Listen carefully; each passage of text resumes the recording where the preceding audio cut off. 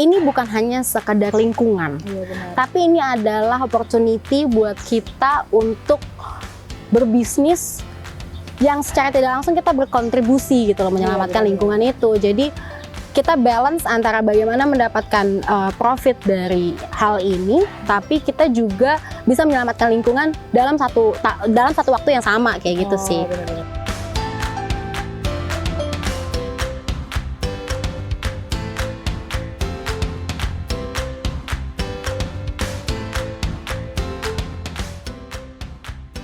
Halo Sisters, kembali lagi di YouTube channel Sisters ID. Apa kabar? Semoga selalu sehat ya.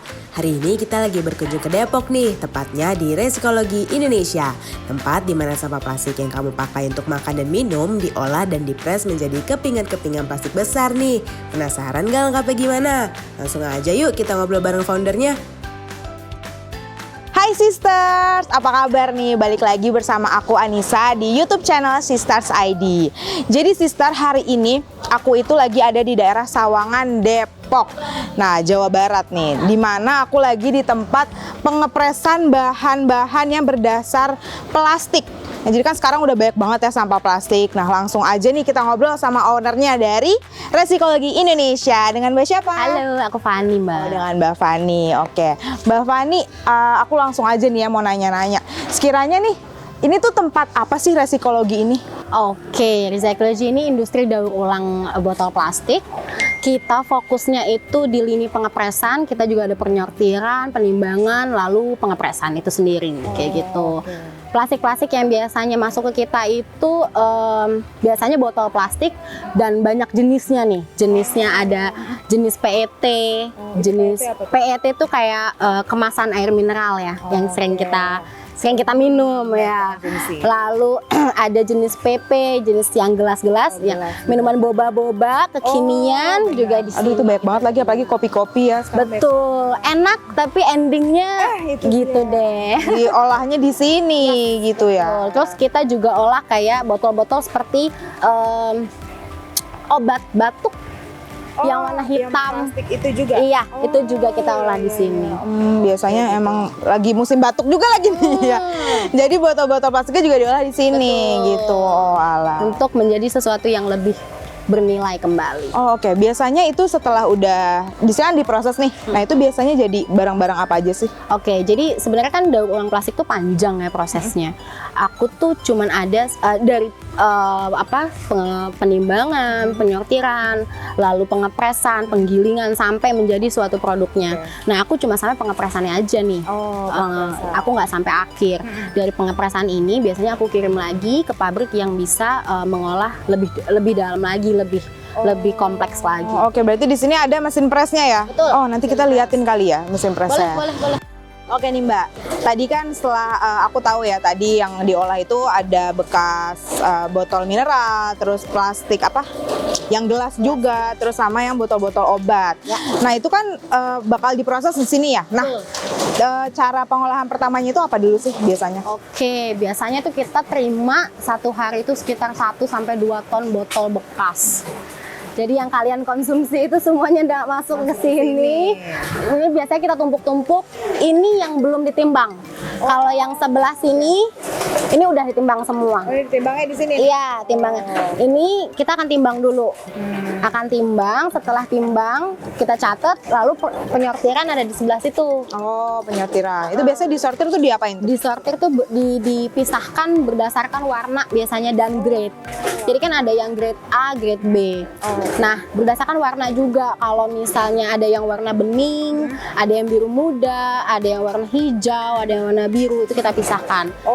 Gitu. Begitu juga kalau ada botol-botol yang belum dikupas labelnya, karena kita nggak bisa proses label ya. Oh, jadi mendingan langsung kalau misalkan mau ngebuang nih sampah plastik itu dicabut aja labelnya biar lebih mudah gitu ya. Akan lebih baik lagi setelah dicabut dikempesin. Karena space kan. Gitu. Oh, gitu. Terus setelah habis dari timbangan disortir, terus masuk ke mesin press. Oh, masuk ke mesin press. Oke. Boleh kita ke sana kali ya? Boleh. Nah, ini nih pressnya. Kita ada 2. Plastik-plastik yang sudah disortir tadi dan sudah dikupas labelnya, biasanya kita masukin ke sini. Satu ball press nih. Ini produknya. Satu ini tuh sekitar 70 sampai 80 kilo. Wah, Ya, jadi boleh kamu ngangkat, boleh. makasih. 1 kilo aja udah capek. Iya, nah ini produk akhir kita yang kita langsung kirim ke pabrik untuk diolah selanjutnya. Oke. Nah ini Ini beli apa gimana nih, Mbak? Kebetulan saya punya produk sendiri ya, maksudnya saya buat sama produk lokal juga. Oh, oke. Jadi udah jadinya kayak gini ya. Terus nanti Iya. ini tinggal dikasih ke pabrik-pabrik. Nah, itu biasanya kalau dikasih ke pabrik itu diolahnya jadi apa tuh? Dia biasanya bisa jadi benang, bisa jadi dakron untuk isian bantal atau boneka, lalu bisa jadi fiber untuk kanopi. Oke. gitu-gitu. Itu yang serat-serat boneka itu yang warnanya putih itu Iya, kan sih? iya. Oh, itu dari plastik juga ada. Oh. Dalamnya bantal sih. Iya, yang kita suka konsumsi. Oh, oke, itu ternyata dari sini, sister. Luar biasa. Nah, setelah tadi kita ngeliat sedikit prosesnya ya, nah itu setelah proses kayak gini tuh biasanya udah ngelakuin project apa aja sih, Mbak? Oke, proyek kita tuh kita bagi jadi 2, internal sama eksternal. Di internal biasanya kita tuh kan kerjasama sama sekitar 80 sampai 100 supplier setiap cabangnya. Itu biasanya kita tiap bulan ada CSR. Yang pertama kita biasalah bagi-bagi dana atau sembako kayak gitu buat para supplier kayak bank sampah, pengepul kayak gitu. Ini bentuk kerjasamanya. Bentuk kerjasama seperti itu. Lalu kita juga kasih ilmu-ilmu seperti finance literacy kayak gimana sih buat mereka, karena sama ini kan mereka kurang menjangkau lah, kurang dapat gitu jangkauannya. Lalu kita juga ajarin bagaimana membuat si sampah ini bukan hanya sekedar sesuatu yang sudah tidak berguna lagi, tapi kita bisa manfaatin lagi menjadi nilai yang lebih ekonomis lagi, bervalue lagi, dan membuat otomatis at the end ke ekonominya dia jadi naik juga gitu. Jadi Karena nggak asal buang sampah ya. betul, karena nggak menutup kemungkinan juga mereka ini tuh bisa bisa meningkatkan daya taraf hidupnya mereka juga gitu loh.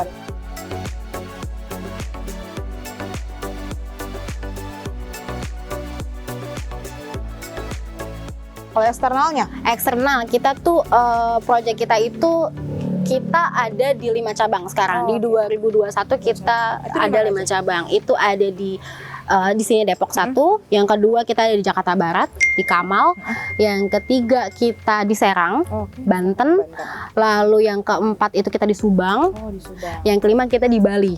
Agak lumayan jauh itu dia. Jadi di Pulau Jawa jadi ke Bali gitu. Tahun ini proyek kita masuk di Palu, Grobogan, Jawa Tengah, baru 2 itu sih. Target kita di 2 dulu itu. Nah, itu kalau eksternal itu biasanya kerjasamanya tuh ngapain tuh, Mbak? Ya, Bikin kerjasamanya ya kita akan bikin hal yang serupa seperti ini, cuman kita lebih ke masuk ke government, kayak kita kerjasama sama lingkungan hidup,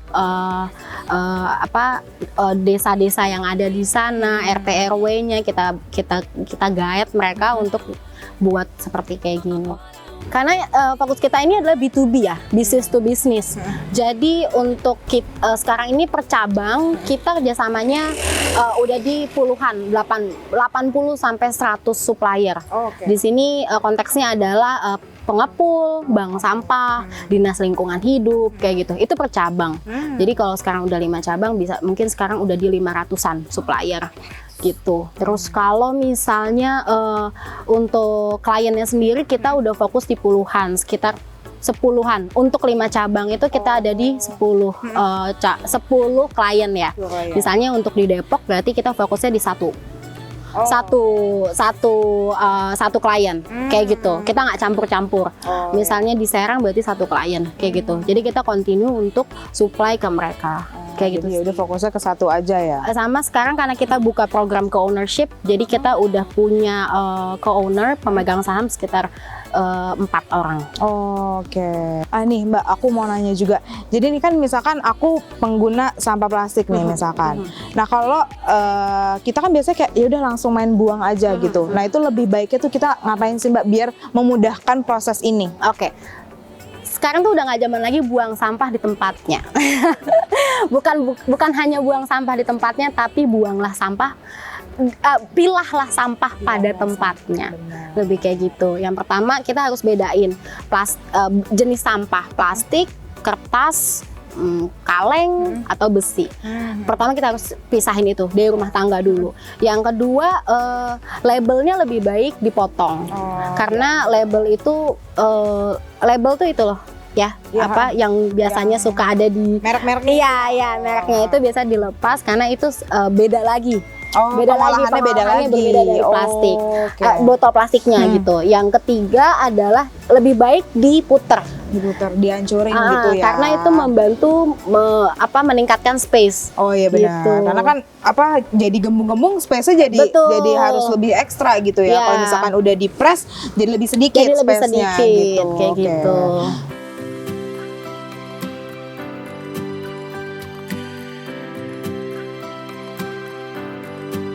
Selain untuk lingkungan, nah apalagi sih Mbak kira-kira? Oke, sebenarnya sih lebih ke pengen infoin ke masyarakat luar ya.